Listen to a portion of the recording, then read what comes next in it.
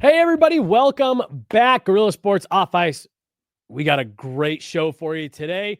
Want to first remind you guys about our great friends over at Trusted American Mortgage. Go to trustedamerican.com right now. They want to help you lower your interest rate and get a better monthly payment. Go to trustedamerican.com to see how much money they can help you save today.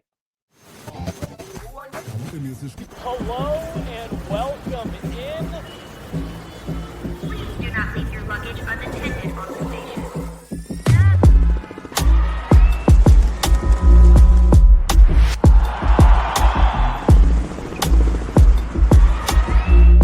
Welcome to the show.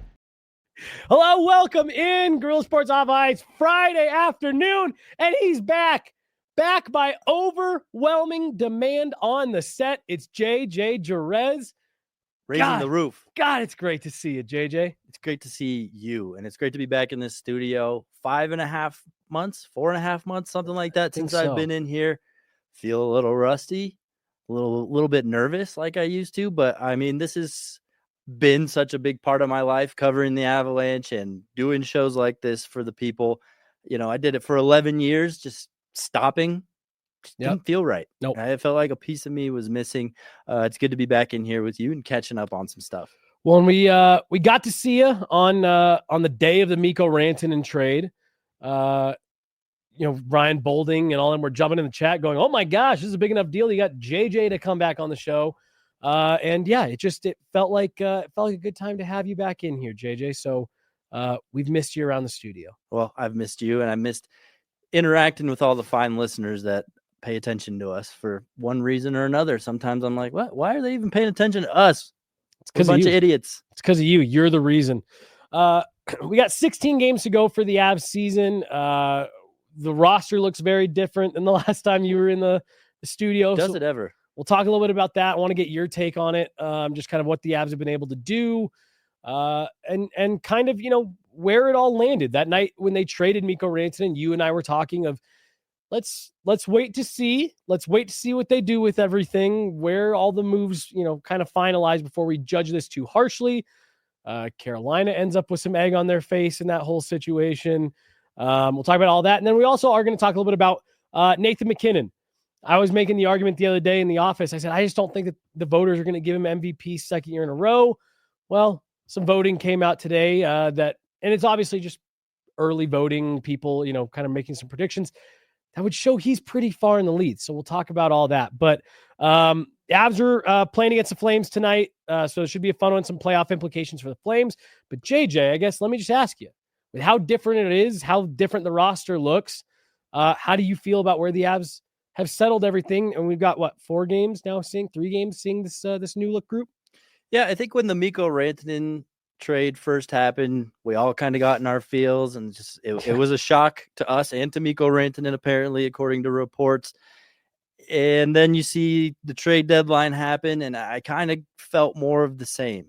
To me, in my point of view, it looked like Chris MacFarland was fighting for his job.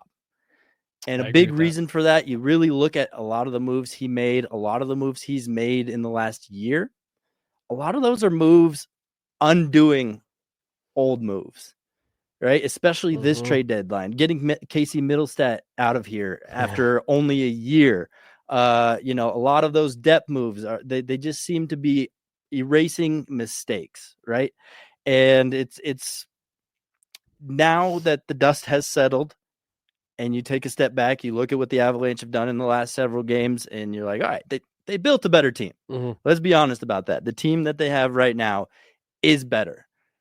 But it'd be nice to see some guys stick. You even look back to the roster that they finished last season with, the playoffs. I mean, Duhaime, Trenin, Parise we knew wasn't going to stick. Right. But a lot of guys that come in, quickly go out. Come in, quickly go out. We saw that. You look at the roster from opening night here, half of it's gone. Yeah. Even the Parsonen move. Wow, he got 5 minutes, and it's like, all right, never mind. That was another mistake. So it just felt like, from my perspective, that Chris MacFarland was really trying to do a lot of moves that were backpedaling from past moves. But right now, as the team stands, it's way more equipped to make a run. just down the middle. You can't argue that that's just a much healthier looking lineup. Yep. Not literally healthy, but just Yeah. you love to see it, because what was a third line a couple months ago is now a fourth line. And that third line, I think, is really where you can say that's going to be the difference maker, because that's an adequate third line.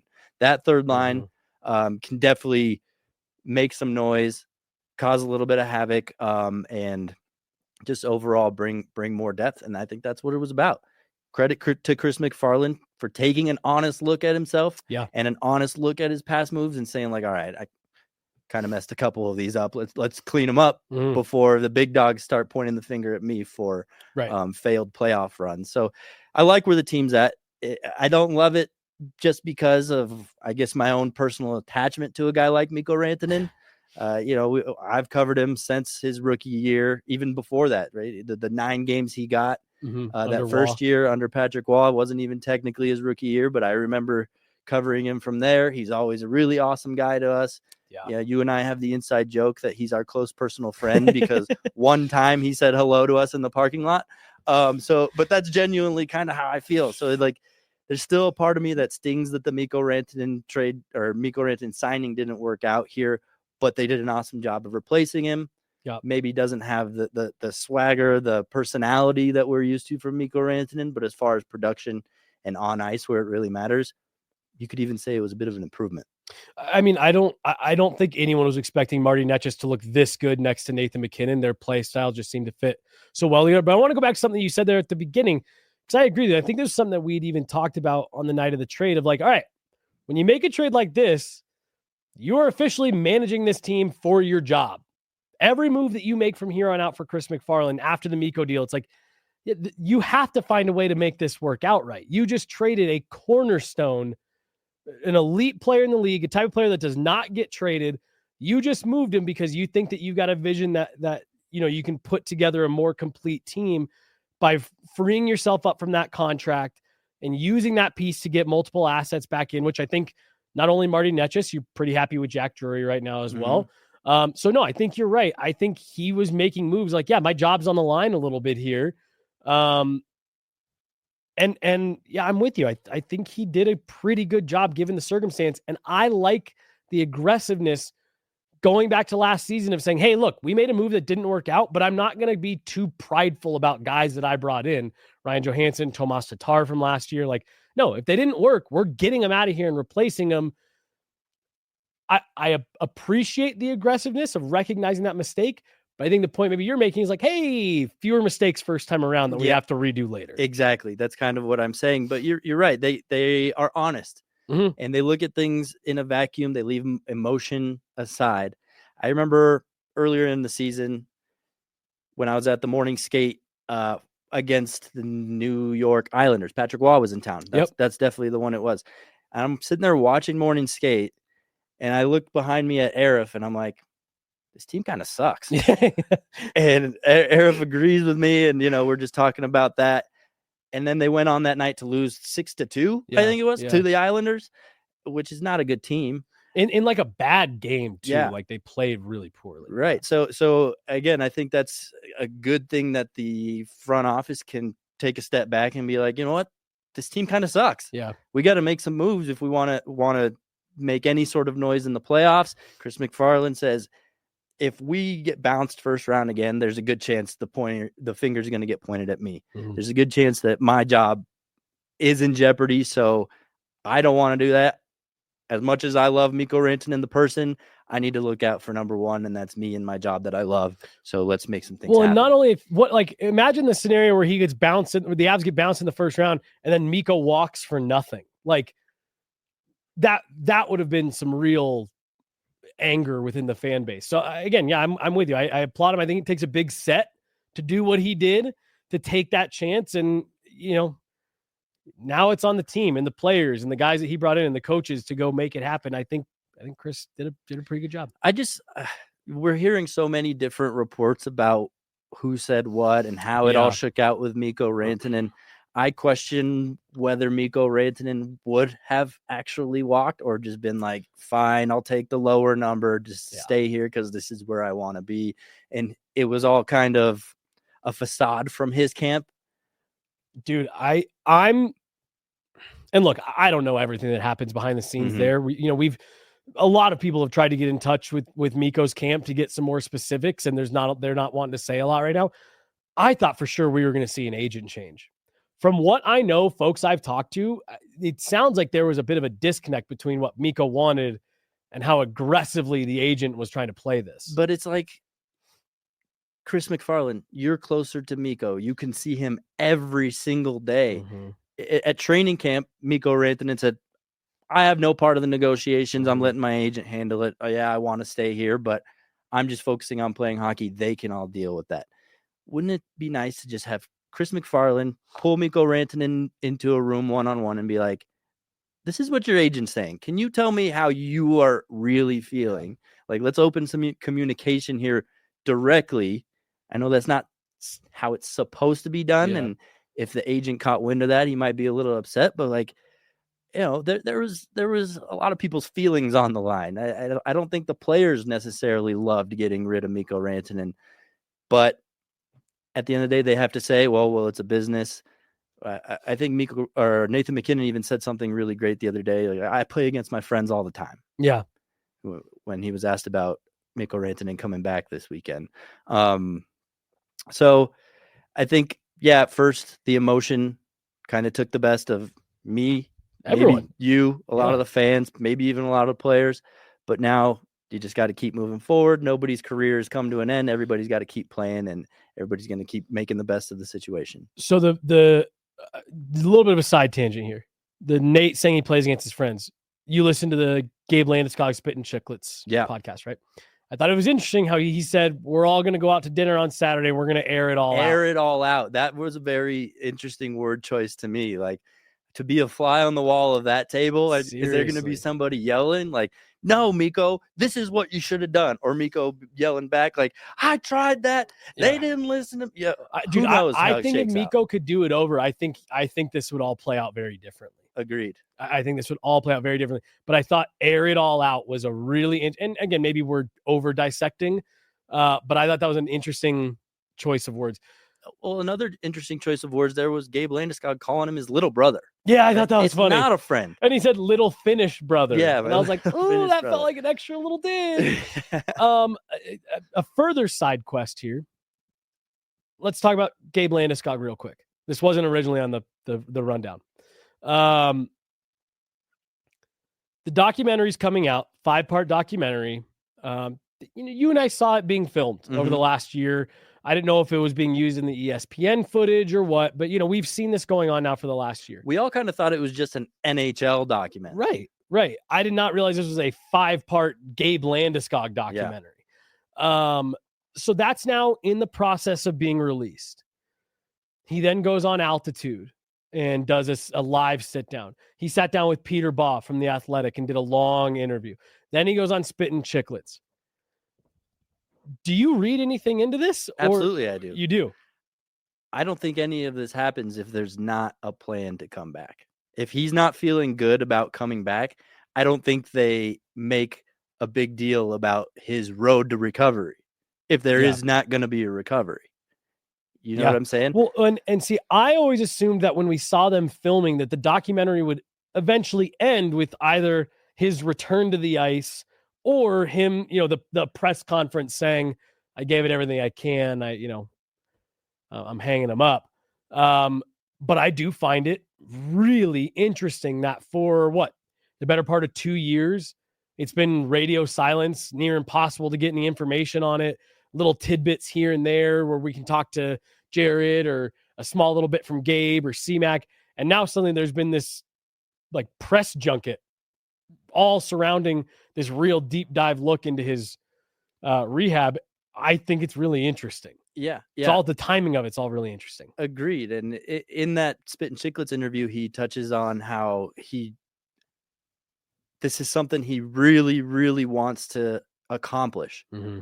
A lot of other players would have walked away by now. A lot of players, he even said, I've got plenty of money to survive the rest of my life. It's not about that anymore. Mm-hmm. It's about proving to myself, proving to my kids that I fought for this.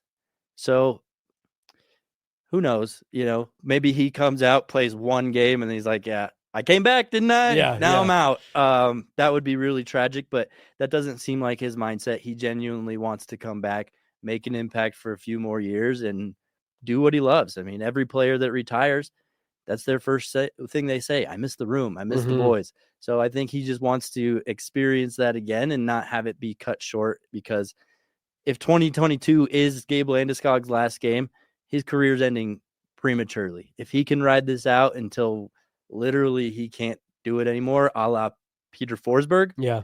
Look how long it took Peter Forsberg to retire. Well, cut from the same cloth too. Let me take it one little step further here with because I agree with you. I think this is all too coincidental for it to just be, oh, we're wanting to promote the documentary. Yeah.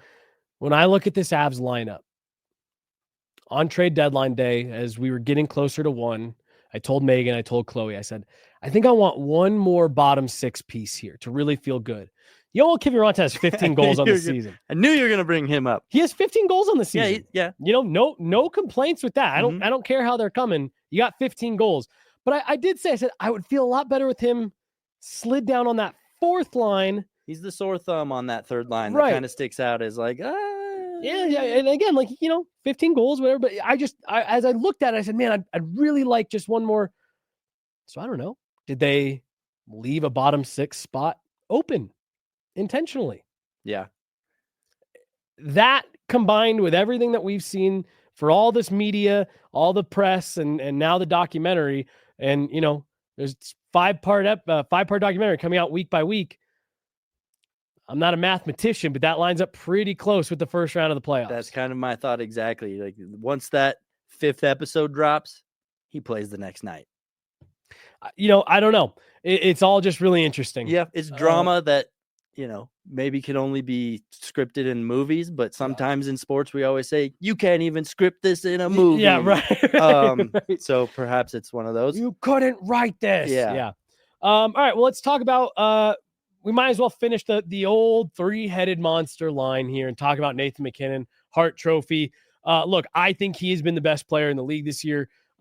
Every time that we think we've seen the best of Nathan MacKinnon, it just seems like he takes it to another level. Shit, he got 1,000 points twice. You know what I mean? Like he does it all. Hart Trophy. Do you think? I've been making the argument the last couple weeks. I don't know if the PHWA voters are going to give it to a guy from Colorado 2 years in a row. But I thought you made a really interesting argument a minute ago off air before we started. Yeah, we think a lot of times we blame him playing in Colorado for not having the attention that he deserves. But this year there was a different situation that had all eyes on him, and that was the 4 Nations tournament. All the Canadian media right now is just in love with Nathan MacKinnon. Did you see the Hockey Night in Canada interview that he did the other night? I was in the background of it. Yeah, but did you see it? I did, yes. In that, before it wraps up, I forget the guy's name, the guy that used to do it with Don Cherry. Oh, not Scott Oak, because that's who normally does Hockey Night in Canada. Right, just the host that used to be with Don Cherry. I forget it. Who cares? Ron McLean. Ron McLean, just before that interview wraps up, Ron McCain's like, thank you so much for what you did for Canada. Like they genuinely view him as a saint right now. Yeah. Because of his play getting them that pretend trophy. So I think because of that, his stock is at an all-time high in Canadians' eyes. And that's what we're always worried about, right? Oh, the Canadians that don't, that live on the East Coast, that don't have the time to watch what he does on a night-to-night basis. They're the ones that are going to screw his voting. But right now, those guys are on his side and well, and pumping his tires. I need to go through my bookmarks to see if I can find it. But there was a podcast the other day it was one of the big national ones. I don't remember if it was Daily Face Off or The Sheet, Jeff Merrick, Spit and Shit. It was one of the big ones that was saying, look, I know we're all talking about McDavid. I know, and McDavid's amazing. But it was not a Colorado podcast that was saying, are we not talking about Nate as maybe being the best player in the world right now? Is he maybe number 1 above Connor McDavid right now? So you might be right, dude. Maybe I'm not giving enough credit to how much Nate's been able to put his game on display this year. And like we just said, the team was somewhat dog shit at the beginning of the year. I agree with that. Yeah. Apparently, No, like we just said, the front office said this team's a little bit dog Chris shit this year. McFarland basically said that in his media availability after the Mikko deal. And even with that, MacKinnon's still throwing up the points that he's putting up, as if it were the 2022 team. He's still producing at the rate that we're used to, even with lacking some support. So I think that alone right there should raise some eyebrows and be like, wow, he was able to put up 1,000 points this early in the season with some of those guys on the rest of the team. It says a lot. It's my same argument. We don't need to get into this. It's my argument for why I thought it was crazy that Jared Bednar wasn't even mentioned in the top 5 of Jack Adams vote getters for the exact reason that you just said. Well, and what a challenge they have right now, right? The jumbling of a team so late in the season. I think I counted this morning 7 new guys from the time I stopped or took a break from covering the team. November 1st was when I took a break. Some guys have come in and have already been shipped out. Yeah. Of the guys that have stayed and are on the active roster, 7 new guys. That's not easy to just put together. Are you sure it's not 9? When I went through and counted, I thought it was 9.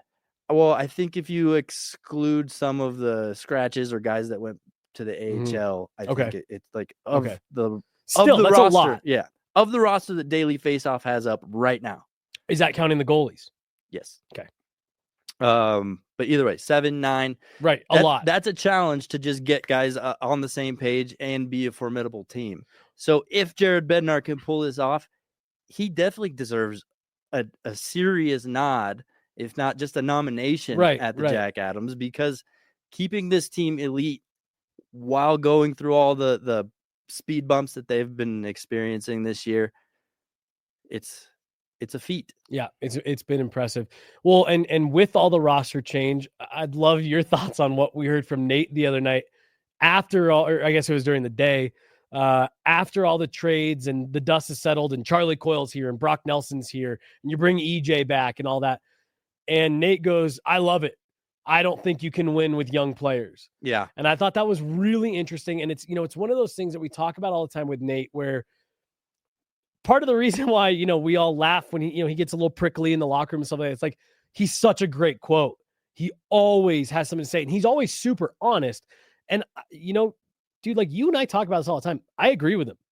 I think you have to have a really special young player in a certain role to be able to get there. Like Alex Newhook was a frequent scratch on the 2022 Cup run. Him and Burakovsky were guys that were kind of coming in and out. Yeah, you had Bowen Byram on the back end, but and he played really well. But you also had Kale and Taves and Josh Manson, Sam Girard to help. I guess Girard got hurt, but to help insulate that. And you look at recent winners; these are veteran teams, big, strong. While still being able to play fast, fill the net. I thought that was interesting to hear an NHL player say, yeah, you can't have the kids in here if you want to win. Yeah. And they also brought up a couple times how they're looking to play a little bit differently than normal. And I think the way they want to play, Jared Bednar already has a super high bar for effort level. Yeah. To play in Jared Bednar's system, you cannot take a single second off. And maybe the younger player doesn't have that grasp yet. A veteran, a guy who's been around a while, who's seen many different styles of play, whether he played in them or against them, kind of gets what it takes to play the Jared Bednar system, especially if they're trying to tweak it a little bit right now. So I think, to have the more veteran presence, we've been talking about it all year. Cogliano getting out of this roster left a huge gap. Huge. I think they've filled it since then, but not just veteran presence, but hockey IQ, penalty kill knowledge. Look at the penalty kill. It's been revamped since the beginning of the season. A lot of these guys that they brought in, they were able to just pop into PK1 or PK2. So there's intangibles in the game that a veteran just understands a little bit better.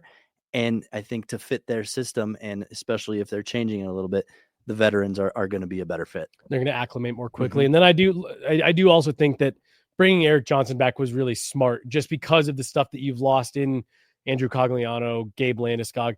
Nate said the other night, I don't know how much he's going to play, but he's going to be great in the room.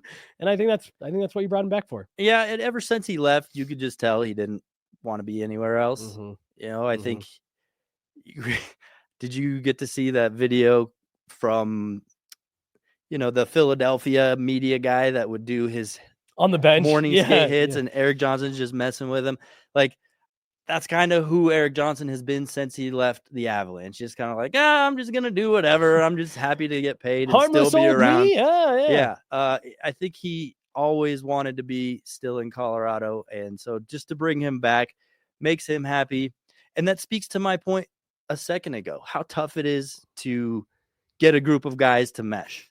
Yeah. If you're bringing this guy and that guy and that guy, and you want it all to work out, but there's no locker room guy, there's no pick up the vibes guy. Vibes are important in hockey. Huge. Vibes are important anywhere, in any business, right? I mean, I'm sure a lot of people out there have worked their jobs, lost their favorite coworker, and they're like, well, this is a much different job. Yeah, this job sucks now. Yeah.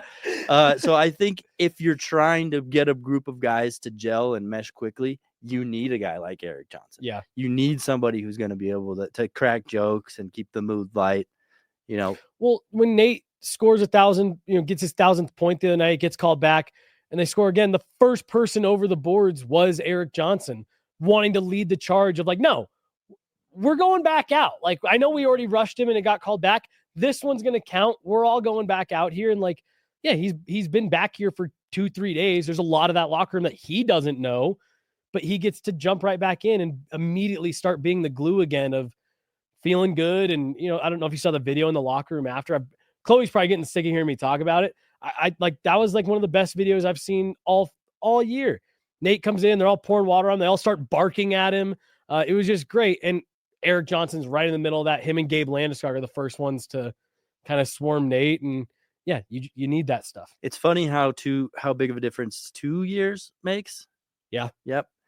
Because I remember when his contract was up, and I'm pretty sure all of us were on the same page. Get this guy out of here. He can't even play anymore. And now that he's back, everybody's like, yes, yeah, he's back. Hell yeah. So like, let's remember the player he was when we were all trying to chase him out of here with torches, and remember what the value he does bring. I mean, I will say he was out there killing penalties, blocking shots. Yeah. Like he's still trying to do everything he can to be a valuable member of the team. I didn't think he looked bad in that game. I agree. I thought he looked like a perfect number 7. And that's, I think that's the other important part of it is like, he's going to be a guy who's all right doing that. And yeah, he's just happy to be here and giving some guys a little bit of a break. Right. Well, and I think that's I was making this point to Megan earlier this week. I think that's really important for Sam Malinsky. Like, coming out of the Four Nations break, we've seen Sam Malinsky's game start to tick back up after taking a hard, nosedive. And I think it'll be good for him to get some, hey, have a game off here. Hey, we're going to go 11-7 tonight, so your minutes can be a little bit more sheltered. I think that's good for a young player, rookie year, first time with the NHL schedule. I think literally being able to cycle Eric Johnson in 1 out of every 3-4 games, assuming you're staying healthy, is going to help Sam Malinsky stay fresh and be more effective. It's almost like the backup goalie mindset that they're approaching it with. Yep. I have a feeling anytime we see Scott Wedgwood, we're also going to see Eric Johnson, because it's going to be, okay, tonight we got a weaker team that we're facing. Let's give some guys a break before the playoffs here. Let's throw in our backup defenseman here. Like the other night was the perfect example. Chicago Blackhawks in town. Let's let Eric Johnson play that way, because tomorrow we got to play the Wild, and that game we got to make sure we have all horses. Well, and how going. interesting was that too? How not only was it Eric Johnson and Scott Wedgwood, but Miles Wood comes into the lineup. Logan O'Connor gets a night off. Parker Kelly gets a night off. Jimmy Vesey draws in. That's really interesting. I hadn't, I just kind of made that assumption for that, but I wonder if you're right. If they can stay some semblance of healthy, if they're going to treat the whole lineup on backup goalie night, backup roster night. I mean, that's been the knock on Jared Bednar, Mm-hmm. his overuse of some guys. I mean, I'm sure Cale Makar is still going to see 20 some odd minutes no matter who they're playing against. but it at least gives Nate's ice time is down just a little, but it's down. Yeah. I know Val Nichushkin's an exception, but for the last couple of years, bodies fall out of lineup in the playoffs. So why not spend this last stretch of the season getting them rested, letting some guys take the breaks they need, so that way come playoff time, your roster's buzzing at 100%. Because last time we saw the Avalanche roster buzzing at 100%, a cup followed. Yep. Yeah. There's a banner in the rafters from the last time we saw that. And I do just think that, and we're kind of off the rails here, but I'm enjoying this conversation. I also think Val Nichushkin is so important to that. And maybe that's another thought. Were all these moves made in a panic because Val Nichushkin hadn't played in a while? It's like, what if they made no moves, right? And Val Nichushkin was reinserted in the lineup? What changes? Mm-hmm. Who knows? It's a hypothetical. We'll never know the answer to that. But we all know how important Val Nichushkin is to the lineup, and the record goes along with it. I believe 11-0 since he came back. There you go. So or with him in the line, or 11-0-1 now. I after just mean 2 nights ago of all time too. Oh yes. Ever since Val Nichushkin joined the team, it's crazy the record that they have with versus without him. So Val Nichushkin's an important piece of this team, no matter what lineup they're drawing out there. But again, the one they have now is definitely more playoff ready, capable. Mm-hmm. Well, there's 16 games to go until the playoffs get going, including one against Calgary Flames tonight. Calgary looking to climb back into the playoffs, or I guess they're currently sitting in a playoff spot, 1 point up, but the team chasing them, Vancouver, has a game in hand. So Calgary, this is a big, very important game for them. Nazem Kadri, old friend, Stanley Cup champion with the Avs. The Avs have one of the easier schedules down the stretch here. See, I would argue differently. But by the way that they rank strength of schedule. Sure. But like you just pointed out with the Calgary Flames, they're fighting for a playoff spot. Mm-hmm. So are a lot of the teams that they're playing from here on out. They're either already in playoff spots or they're those brink teams. Right on the cusp. Aside from like maybe the Canadians and the Ducks are really the only easy nights you have. Other than that, everybody you're playing against is either fighting for playoff positioning or fighting to get into the playoffs. So it doesn't feel like there's going to be any easy games just because of that reason. There's that extra little motivation in your opponent to say, hey, yeah, the Avalanche are a good team, but we have to make a run right now. So we're going to throw our best at this team. Remember after the Cup? Oh, yeah. How you would get everybody's best nights. I think we're going to see that from here on out because not only are the Avalanche a good team, but the rest of the league is like, well, shit, this team got good. Mm-hmm. Well, and truthfully, and Jared Bednar's talked about this a little bit recently. I like that for them.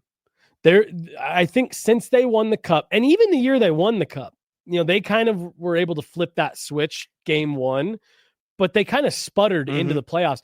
The last few seasons, the Avs have been in a comfortable enough spot. They've had the luxury of, you've won to win games, and they have won games coming down the stretch, but you haven't had that like desperation, needing to win, needing to pick up these points, having to bring your A game every night. And they're kind of in that position this year. And I like that for them. And especially to the point that you made earlier of this is a new group, a lot of different pieces, a lot of moving parts versus what we saw earlier in the season. So I like the fact that this team has to kind of immediately, what is today, March 14th, jump right into playoff-like intensity, getting every team's best shot every night and having to play against teams that are also desperate.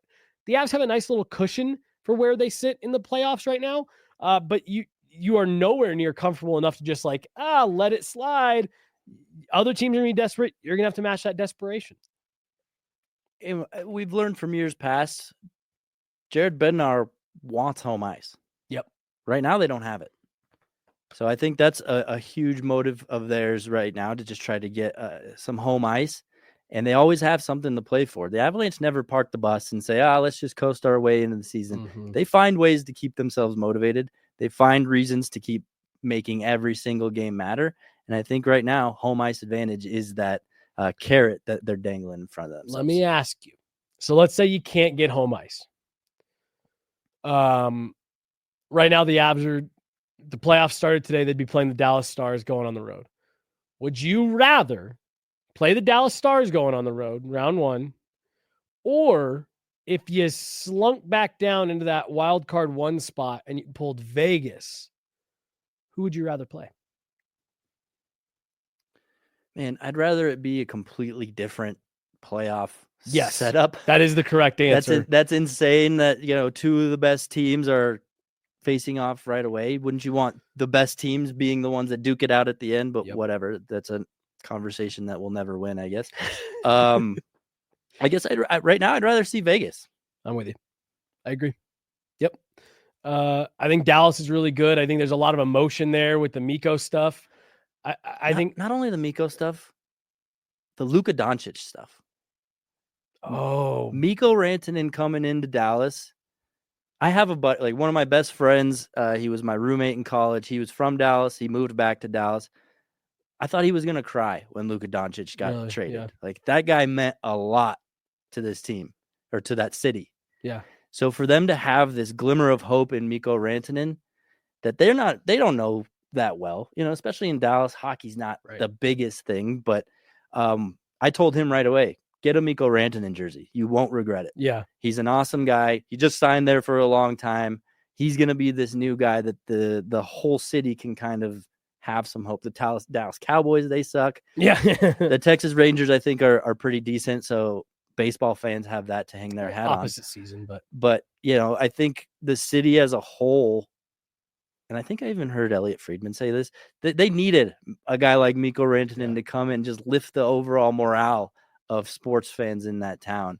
And I think Well, and I imagine the support that's going to be thrown behind the Stars and Mikko on this run because of everything you're talking about. I imagine that's going to be pretty impassioned from the fans to, fine, fuck the Mavs. Mm-hmm. We're getting behind the Stars. Right. Exactly. I do wonder how Mikko handles that, being the guy. I think the one thing that is still up in the air, a lot of people are saying, Mikko Rantanen's numbers are just inflated because he skated with Nathan MacKinnon for so long. I disagree with that. I personally think Mikko Rantanen is an awesome player. He's an amazing goal scorer, and he's extremely gifted on the power play. Yep. But we haven't proven one direction or the other. Right. So there's a little bit of added pressure on Mikko Rantanen to prove I don't need Nathan MacKinnon to still be great. Yeah. Will his numbers dip? We'll see. And I mean, I think it's also one of those things where, let's say the numbers did dip a little. I don't know whatever a little means in your mind. Let's say I think that's fine. Yeah. I imagine any player, Connor McDavid's numbers would go up playing next to Nathan MacKinnon and vice versa. Mine too. Right.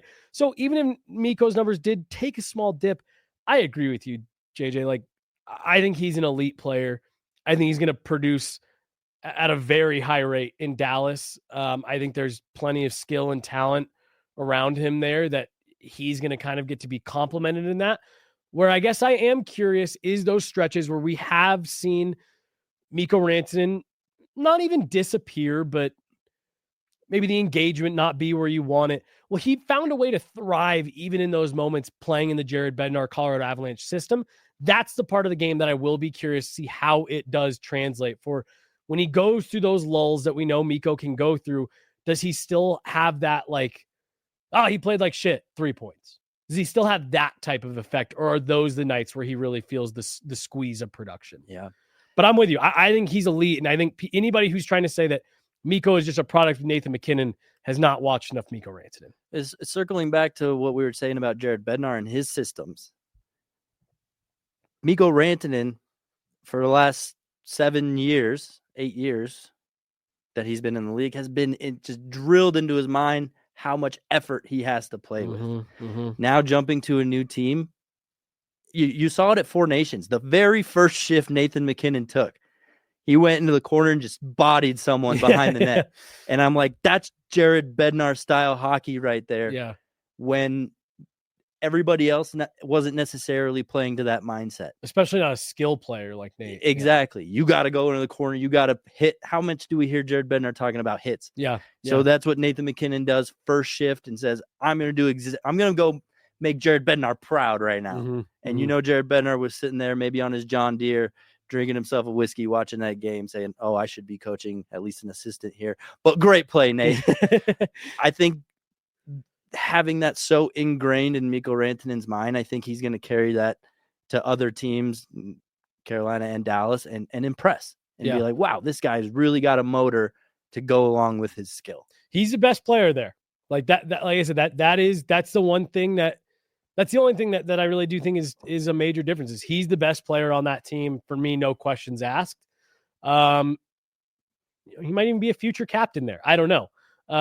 Jamie Benn, we'll see if he's even back in Dallas next year, pending UFA. But I did find it a little bit funny.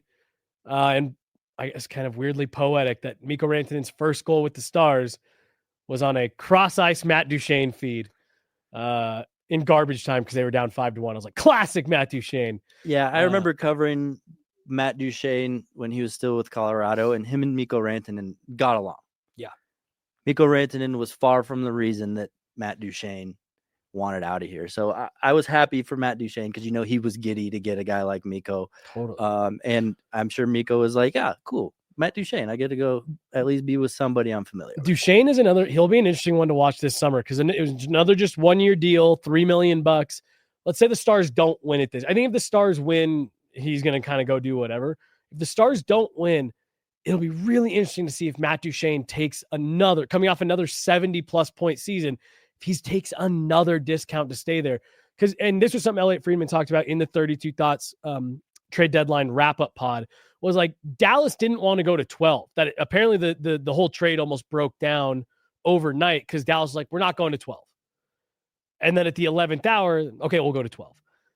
But he was making the point that like they didn't want to do it because they have a lot of contracts coming up in the next year or 2 years that they have to deal with.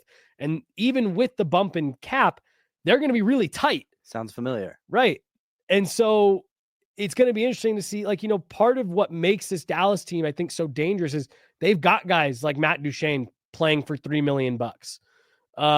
Last year they had Joe Pavelski playing on a small contract. Like, okay, if Matt Duchene suddenly says, all right, I gave you 2 70-point years, 80-point years, making less than $3 million, it's time for me to get taken care of. How does that affect what they're able to do? How does that affect the depth, which has been so dangerous for them?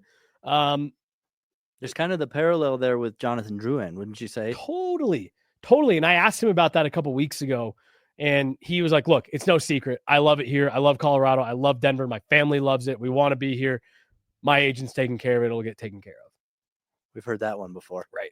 I was like, okay, what's the date? Yeah. But no, I'm 100% with you. And I actually think, as much as this sucks, I love Jonathan Drouin as a person. With every game that he missed earlier this season, C-Macker's probably like $100 off, $100 off, $100 off. And, that probably stacked eventually to like, all right, we're down $500,000. Well, it's also, okay, 2 seasons in, I think now we know who Jonathan Drouin is. He's a bit streaky. There's moments where he's popping off. There's moments where he disappears. There's moments where he can't play. Yeah. And that's been a pattern. The 2 years is a good enough sample size to know who he is. I think the Avalanche are going to probably come in a little bit lower than he would like. Than he would have gotten last year for sure. Yeah, that too. Will there be a deal done?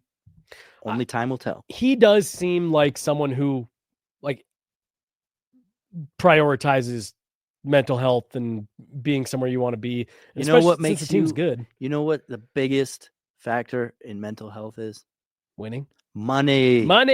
Oh, bro. At least so for me. true. I know. Yeah, no, so true. What was I don't remember which podcast I just heard this on. Winning is more fun than fun is fun. And if the Avs continue to win, that helps your mental health too. Yeah, absolutely. And if they can really stretch it, that's where guys are like, well, I'll take a little bit less if I can keep going that deep in the playoffs. Right. If I can keep getting that close to sniffing a Stanley Cup or even winning one, Mm-hmm. It's the reverse Kadri. Yeah. Right. And honestly, it was part of the reason why I was a little surprised that Mikko Rantanen was willing to sign an extension anywhere without testing free agency. If I was him, I would have just gone to the highest bidder this summer. If I was him, I would have just stayed in Carolina, come back to Colorado in the summer. See, I had heard that was possible. Right after it happened, that when the emotions were all still running high, I had heard that there was some murmurs of that. Yeah, and that's how I thought it was going to play out. Maybe it was a little bit with my burgundy colored glasses on, but it was obvious he wasn't happy in Carolina. Yeah. Well, and you've seen the interviews that have come out since then, right? How he day one, like, nope. Yeah. Hate it. Yeah. Hate it here. And then playing Rob Brindamore style, I mean, that doesn't suit his game whatsoever. Lost almost 5 minutes a night worth of ice time. Yeah. Yeah. Crazy. So I was holding on hope. It just, again, there's so much to the story that we don't know. We don't know if he left with a bitter taste in his mouth and some resentment. And then he was like, screw Colorado. I'm never going back there. I wanted to stay there, but they stabbed me in the back. Or if he was like, oh, I get it. They got a really great player out of it. I'm going to go back there and take the 11-7-5 that I was thinking about taking. Boy, anyway. would that have been something if they somehow ended up with Netches, Drury, and Rantanen out of all that. I don't know. If it were me, because it sounds like the Florida Panthers were interested. They just didn't have enough in a trade package to get it done. Yeah, I would have just been like, I'll write it out here. Then I'll just go fucking play in Miami for the rest of my career. Yep, you know me. I know. That's why I'm like Brad Marchand, my guy. yeah. Right? Because he was like, no, I want to go to Florida, make it happen. Well, and isn't it crazy how the Florida Panthers have suddenly become a destination team? Well, have you been there? Well, that's what I'm saying. Like, and that was always the argument of like players loved to play in, South Florida, in Tampa Bay, in Anaheim, but the teams always just sucked. Well, suddenly the two Florida teams are powerhouses, and now everyone wants to be there because not only do you have no state tax, not only do you have the amazing weather, but now you're a Stanley Cup contender every year. Right. And you get the golf cart to practice. Right. I have a lot of excitement to see what that team looks like in the playoffs because they are playoff hockey built right now, right? With Tkachuk, Marchand, even throwing AJ Greer in there. Sam Bennett. Oh gosh, I can't wait to see their style of playoff hockey. And the best part is it's going to be them or another really good team that gets knocked out in the first round. I guess they're in the top spot right now, so they'll get a wild card team. But absolutely stupid rules, dude. I do hate that. From genuinely, if it's Avs Stars, I'm annoyed at whoever gets eliminated because these are two teams that have pushed chips to the middle, made big moves, adjusted their rosters to try to win a Stanley Cup, and one of them is going to be gone no matter what. And I just hate that. Agreed. It drives me crazy. From a financial standpoint, the NHL should say, we want the semifinals to look more like Edmonton, Colorado, Dallas, Colorado. Right. Not what it was Dallas, Edmonton, wasn't it? So I guess we're not terribly off. Well, but it's the fact that Vegas got eliminated around when the Avs got eliminated. It's like this is dumb. Mm-hmm. And the only reason it shook out that way is because the West is so much better than the East these last couple of years. Yeah, but even the Canucks went deeper than they should have. We got a super chat. What's happening? Vaguely sober, back in the chat. Excited to see JJ. It's new. A party. It is new. This is super chat lights. That was cool. That was fun. I thought Michael Jordan was about to walk in. That's how we know. Well, we have different lights when Michael Jordan walks in. Thanks for the super chat, Vaguely Sober. One guy I definitely miss interacting with. Any good interactions? I mean, I miss the people more than I miss any other part of doing this job. Wanted to see if anything good came in. Man, it was active. There? It was active. Slow. A lot in the chat. We got 1,100 of you in here hanging out right now. Got JJ Jerez back in the Gorilla Sports Studios. It's been a fun conversation. We got Avs Flames here tonight. What I see something about Hellebuck there. Up. Oh yeah, this one too. If Hellebuck wins, he deserves it. That one right there. The only player I wouldn't have a problem with winning the Hart over Nate is Hellebuck. So right now, while Nate came out, we talked about it earlier in the NHL.com voting as the clear favorite for Hart. Right now, the odds makers have him at third behind Leon Draisaitl, who's the favorite, which I do find a little bit interesting. Who's the favorite? Connor Hellebuck second, and then Nathan MacKinnon at plus 450. I think that's. I might get in on that action on plus 450. Yeah, I agree. It's all fair. I feel like voters probably have a little bit of a glitch in their mind where they're like, oh, well, he's getting the Vezina. Does he really need to get the Hart too? He deserves a nod. I'm not saying he doesn't. But as far as making an impact night after night, goalies get to rest sometimes. That's what's been most impressive about Nathan MacKinnon these last few years is his durability. He doesn't miss games. You can count on him playing whatever magical routine that everybody keeps referencing and everything he's doing off ice. I can't wait till he retires and we hear what that actually is, because I'm tired of everybody's like secrecy around it. Oh, it's about what he's doing. That's all I'll get into. But what he does off ice is like, what is he doing off ice? Well, and the best part is when someone asks him about it, I'm not going to talk about it. Right. I'm not going to tell you. I'm not going to give you that. Yeah. He's like, these are my secrets. Yeah. If I tell you, then the rest of the NHL is going to be as good as me. No, it's not, Nate. Well, Come on. And what's so funny is, like what we talked about off the top, he does keep getting better. So I don't know. Maybe he does have some like magic beans fucking soup recipe that he's making. Well, hopefully he didn't get it from Val. I think it would be interesting to see Connor Hellebuck be in that conversation. I think he's had a really special year. If four nations, well, Canada won, so they probably have no regrets. But had they built that roster a little bit later, you feel Mackenzie Blackwood would have gotten a little bit more of a look? I actually, after that first the first Canada USA game, I was saying, I was like, I'll bet you they'd redo all three goalies if they could. They'd probably take Blackwood, Logan Thompson, and Darcy Kemper. Here's one thing. Since I've been gone for so long, I haven't been able to give my opinion on Mackenzie Blackwood. This is how I was going to wind down the show. He's freaking amazing. That's no secret. We've seen it. We've seen the turnaround he's been able to accomplish here in Colorado. We see how much better and how much more confidence the fans have in him, the players have in him. But he's such a unique style of goaltender because we've talked about it. In recent years, goaltending has changed to be less about athleticism and more about size and positioning. Mackenzie Blackwood has size. He has amazing positioning. He's fantastic. If he has to fall back on it, he has amazing athleticism too. He's got the full package. And that's why I think Mackenzie Blackwood, for my money, I'll go top 5. I was going to say top 3, but at risk of getting my head bit off, I think he's definitely a top 5 goaltender in the NHL just because of that. He's such a sound goalie. He's so positionally sound. He's like Hellebuck, where like he's waiting for your shot before you're even thinking about shooting it. He knows what you want to do.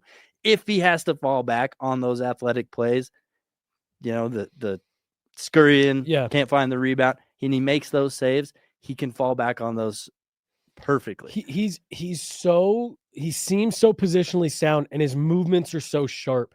He's not, you and I would always talk about Justus Annunen, and I feel like he would over push all the time, and he'd be going, the puck would be going left to right, and he'd almost kind of like overshoot that post, and he'd have to like reach back and stop himself and like pull. Mackenzie Blackwood is just he's sharp. He's movement here, there, back, over. Justus Annunen had the size and the positioning. The athleticism is where he lacked. Alexander Georgiev had the positioning. Oh, I'd say the athleticism. And the athleticism. The size is where he lacked. Mackenzie Blackwood's the full package. I'm so happy the Avalanche locked him up and they said, wow, we found we're not messing around. Yeah, we're not messing around. We're not even getting close to letting this guy go anywhere else. He's going to stay here for the rest of his career. And that is one of the best moves of the season. Yeah, no, that's one that depending on where this goes here in the last 16 games into the playoffs, that and honestly, the Scott Wedgwood trade a couple weeks before are going to look like the turning points in this season. Wedgwood, who's also been great in his own right in a backup role. And we talked about the importance of having some fun guys in the room. I haven't gotten to meet any of those guys in the last 4.5 months because I haven't been in the room in that long.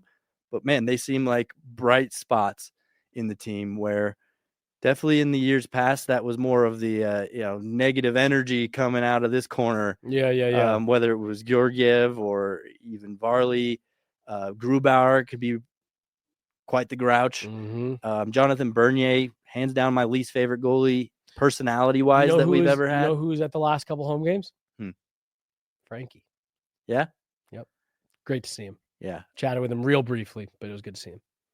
He wasn't. No tie around his forehead. Okay. No, so you know what's funny about that too? What you're just saying about them in the locker room. The two slowest undressers out of their gear that I've seen in the NHL, Blackwood and Wedgwood. And they just sit there and ham it up with us, with other players coming in the room, with each other, Donnie, Brendan, and they just sit there looking hilarious because they've got their big pants on, no leg pads, and they just sit there. And that was the other thing that, again, I never once got the impression that Alexander Georgiev and Jussi Sandin didn't like each other. Not once. I think they were friends. I think they talked and they were goalies, but they just kind of did their own thing. They just kind of went about their business, know? And it's just noticeably different. Right. I think I texted you after the trade and I was like, did you notice how Alexander Georgiev only thanked the fans? Yep. He didn't thank his teammates. He didn't thank the organization. So I think eventually, we've heard the story of him punching a teammate. Like, I think Alexander Georgiev maybe doesn't get along with his teammates as well as you'd like to, as well as you'd like him to. Here's the only knock on Mackenzie Blackwood that I can find. He is terrible in shootouts. But you know what? No shootouts in the playoffs. Who gives a shoot? Hey. Who gives a shoot? Who gives a shootout? And what took him so long to get some Avalanche colored pads? Come on. You know why? Yeah, I do. What? He's really particular about how they break in. He had them for months. He had them probably within about a week of him getting here. But he wouldn't even use them in practice for a while. He was going through like a breaking in phase with them. That makes sense too, because I think he got his legs and his blocker and was still using the teal glove. Right? And then that's the toughest one to break in out of all the equipment. And then if you noticed, he actually got a new set of Avs leg pads recently. So for like 2 games, he went back to the teal stuff, and now he's in his Avs stuff full time. But he had them pretty quick. But yeah, I talked to him all about it. I'll tell you the whole thing here when we're done. He's got a long break-in process. Oh, it's nice if a player's willing to talk about their gear with you. Yes, I've learned a lot about goalie gear. Well, it's something you and I are genuinely curious and fascinated by. Well, and so when I first went up to talk to him, I was there with both Megan and Mark that day. So I was like, yeah, you guys, I'm going to go talk to him. I told him, I said, hey, look, you don't have to chat with me about any of this, but I love gear. I just like talking about gear. Do you mind if I just ask you a couple things? And he's an awesome dude. And he was like, yeah, sure, blah, blah, blah. And, goalies are gear nerds too. Like they want to talk about that stuff. And so, yeah, we just kind of started going on it and had a great conversation with both of them about goalie interference and all kinds of stuff. So, no, they've been great. Yeah. Got anything else, JJ? No, I think that's a lot of that is just stuff I've been keeping inside for the last 4.5 months. It's nice to finally get it out there in public and share my thoughts again. Because again, it just felt so weird at first when I took a break and it was like, whoa, like everything I've done for the last 11 years, I'm just not doing right now. So no, it's nice to. Well, but it sounds like you've been busy. Good things happening at home, and the other job and all that stuff and real estate and all that. So I'm glad that you've been able to get all that taken care of, but we miss you like crazy around here. And hopefully we're going to be able to get you back in here a little bit more frequently now the rest of the way. Hopefully. We'll see. I hope so. We will see. Well, that's going to do it for today, Friday edition. Megan and I will have a live post game for you coming tonight. We'll be at home. Megan's feeling a little bit under the weather still, so we'll just take tonight from home. But we will have you guys covered after the game. It's a big one for the Avs. They need all the points they can get. JJ, I loved this so much. Too. We'll be chatting more soon. He's JJ Jerez. I'm Jesse Montano. We got Chloe behind the glass today. Make sure you guys check out the newest episode, Pucks and Prosecco, that came out earlier this week with Altitude Rinkside reporter Rachel Toss making a visit to the Gorilla Sports Studios. Great conversation with her. Thanks so much. Stay warm. Stay safe. Have a great weekend, everybody. We'll talk to you tonight. See ya.